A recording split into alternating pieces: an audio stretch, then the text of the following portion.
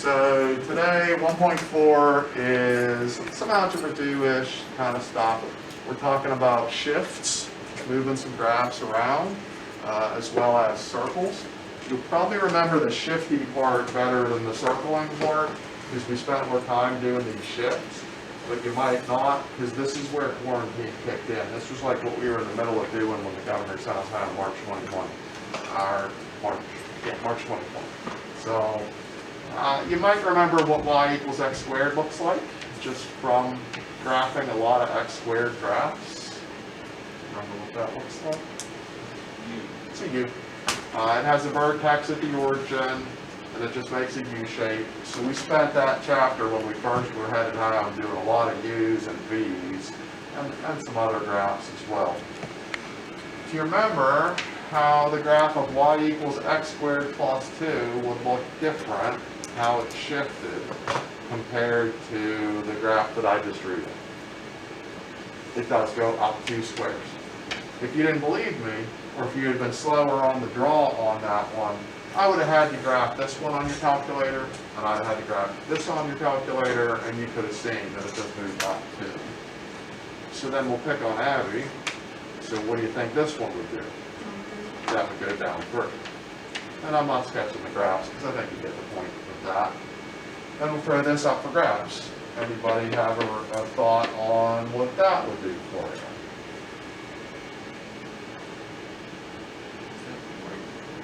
you? It does send you right 4. You might or might not remember to differing degrees. The moves that had parentheses going on, there was always sort of like the opposite impact of what you were expecting it to do. Adding was just moving us. We did a lot of multiplying, which was stretching things. But if I tried to multiply in here by a 4, it wouldn't be 4 times as wide. It would actually be a 4 as wide. We're not doing that today.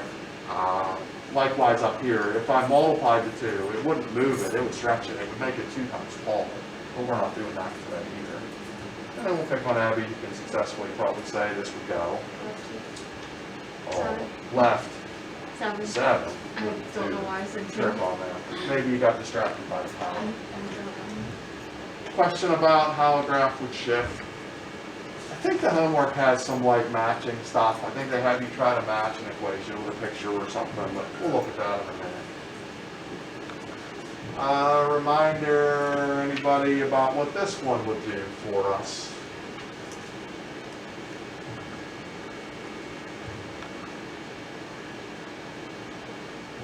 Let's use our machines. We're a little bit slow. So let's go throw this in y1 and graph it.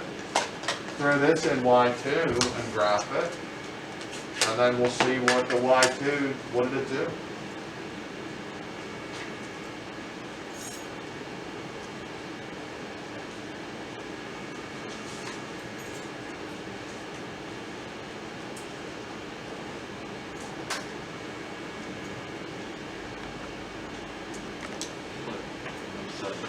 Flipped it which way?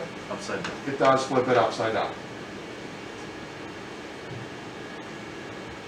So either of you have a guess as to what this might do? Like reverse it, like the flip horizontally. It like flips it sideways. Which is an oddity for this particular graph. Why is this particular graph a little bit of an oddity if you flip it sideways? It's the exact same thing. It still lands all on itself. We had a word for that the other day. What was that called the other day when you can go like this and it landed on itself? Symmetry to the y-axis, which had another synonym one-word thing. It was either even or odd. Those were evens because it connected to even powers too as a memory link. We'll look at the homework in a minute. There's definitely some stuff in the homework that has you shifting some graphs, or at least identifying like how they shifted the graph. Maybe they give a graph and you give an equation. I don't remember how it's laid out, but there's something in there about that. There's also some stuff in the homework about circles, and circles are going to be more of a vague memory, I think.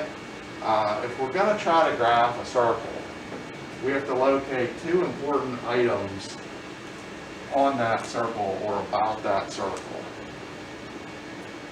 Anybody name me an important item that's part of a circle if we graph a circle? The radius. So for now, I'm just going to call the radius r. So if you're going to graph a circle, you would need to know what the radius of the circle was. Call it r. What's even possibly more important than that, it's debatable. The radius is certainly important, but there's another item that's at least equally important if you were going to graph a circle in the right spot. Well, I might use the origin for this spot on the circle, but Is it called the center? it is called the center. So if I give you an equation for a circle where the center is at the origin and it has a radius of r, the equation will always look like x squared plus y squared equals an r squared. And that might remind you of the Pythagorean theorem, which is true, because the Pythagorean theorem is directly related to the distance formula, and this is involving distance.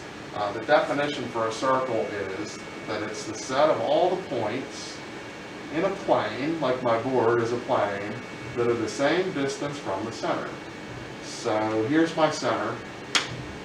That point is some distance away. So is that, so is that, and that, and that, and that, and that, and that, and that, and that, and that, and that. And if I were a little more careful and I did this endlessly, I'd end up sooner or later tracing out a circle. So since all these distances are the same, the distance formula is at work. Since the distance formula is at work, it is Pythagorean theorem-ish. If I instead put the center somewhere else with the same radius, it still looks Pythagorean theorem-ish, but instead of just an x, it would be x minus wherever I wanted to land it, and we'd go y minus wherever I wanted to land the y. The equation would look a little bit scarier, but it's still distance formula, Pythagorean theorem-ish in nature. X squared plus y squared equals radius squared. So I'm sure that the homework goes a little bit of a two-way street on this. There's going to be some questions where they'll ask you to identify the center and the radius, and there's others where they'll give you the center and the radius. So if I shoot you this equation, where does my center live?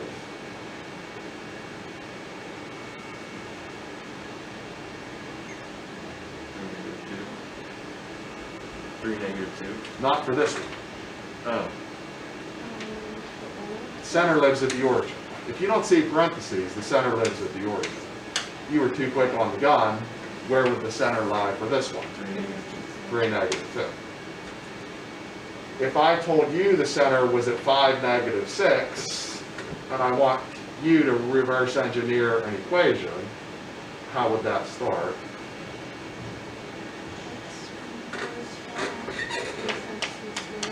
X minus 5 is in parentheses getting squared,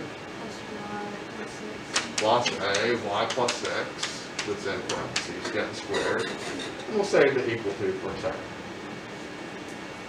Question about center versus equation, how that shapes each other.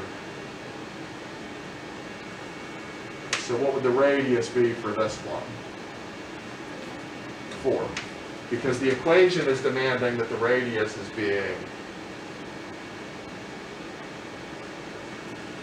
the equations are all set up to equal the radius squared. So if you're going to make this transition from equation to radius, you're going to have to do the root. So if we focus on the 20, what would the radius of this be? 2√5. What if we're going to take a step the other direction?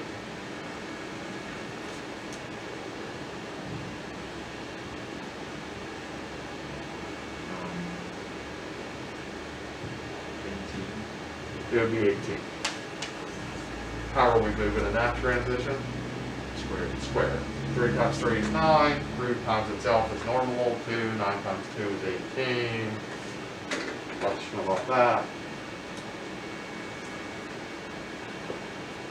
let's graph this circle. If you are asked to graph a circle, which item would you do first?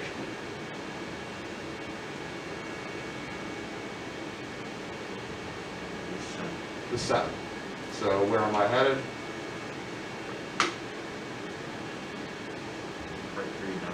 Right 3 down 2 is correct. In elementary school, you used to draw circles maybe with a tool. Do you remember what that tool was called? C word. Compass. Compass. So the compass had like a jabby metal end. You would jab the jabby metal end in to the center, and it would stay stuck, hopefully, if you jabbed it right. And then you'd have that pencil that you would trace like everything around it. The pencil distance was using the radius. 2√5 is not probably your best friend, but if you punched in on your calculator 2√5, or you punched in on your calculator the root of 20, you'd come up in the neighborhood of like 4.5. So what would we want to do about that 4.5-ish kind of number?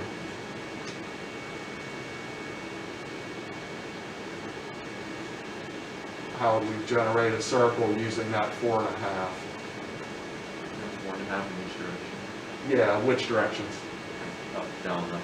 Yeah. Go right about 4.5 squares. Go left about 4.5 squares. Go up about 4.5 squares. Go down about 4.5 squares, because you can count those directions. You can't count diagonal squares, there is no such thing. So go north, south, east, west, and then just do your best not to make a diamond, but do your best to kind of round those off, and hopefully you get a circle. But whether you're doing this on a board, graph on a graph paper, if you remember your compass exploits as a young person, it probably always messed up.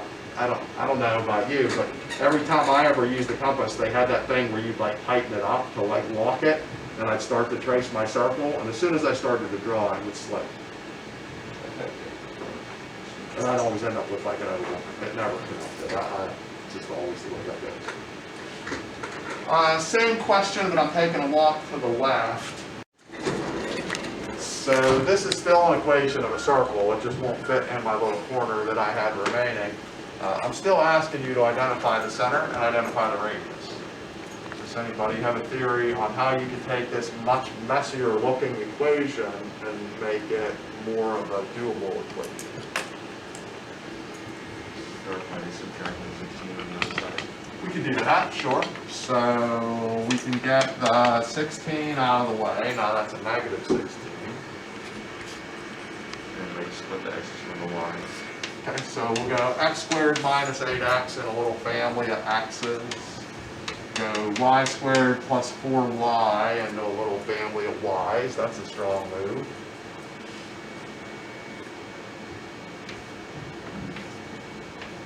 Where we're trying to head is this.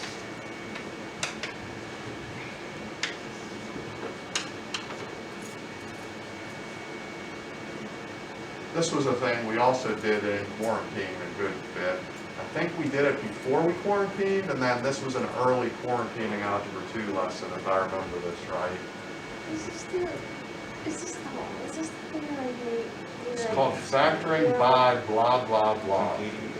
Completing a square. We're factoring by completing the square. Do you have any memory of this? Minus 4 plus 2. Okay, we're going to go minus 4. How do you make this transition? Half of it. Then while you have that on your mind, it's good to double back and fill in this blank. How do we fill in that blank?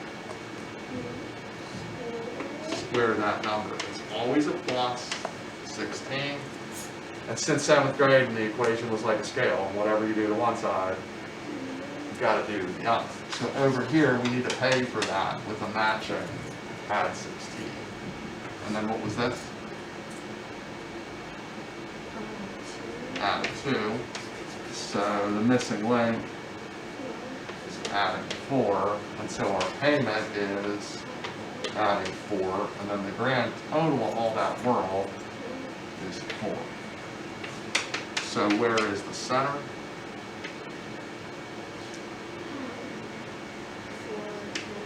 4, -2. This tells us the radius is 2.